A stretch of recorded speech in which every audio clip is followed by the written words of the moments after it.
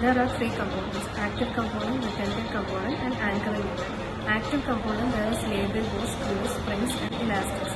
Then there is retentive component, which is composed of clasps. Then anchoring unit, which is made up of base plate or modifications of heat cure and cold cure. Labial bow and its uses. It is used for overjet reduction, anterior retention, and it is used in both upper and lower arch. It is used for retention after active orthodontic treatment. It is used for reinforcement, attachment of auxiliary springs, and carrying of solder attachments.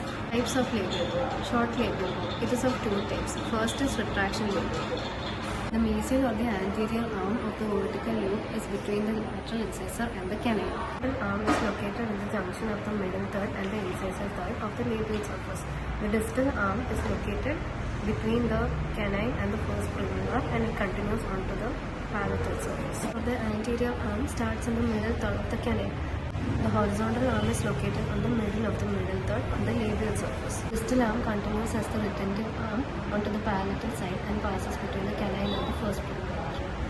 Long labial bow. This labial bow extends from the first premolar to the opposite first. Distal arm of the U-loop extends between the first two premolars and extends into the palatal side of the. It can be used as an active and a retentive component. Labial bow. It is a modification of the short labial bow.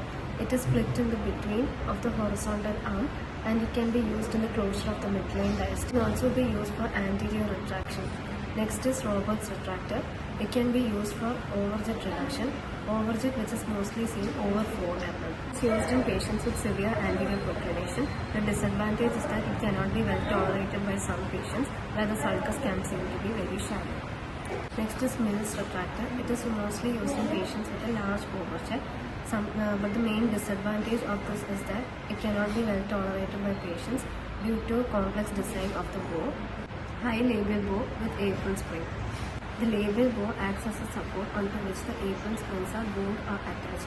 The disadvantage is that it is difficult to construct this appliance, and there is risk of soft tissue injuries. Next is pitted labial bow. It can be used after the completion of an orthodontic surgery. Next is Ricketts retention bow. It has good retention and it provides support over the canines. Shoulder labial bow. It is very much similar to that of the long labial bow. Advantage, there is crossing over of wires on the occlusal surface, so occlusion is settled during the retention phase. And the disadvantage is that if the appliance is damaged, then the whole appliance has to be reconstructed.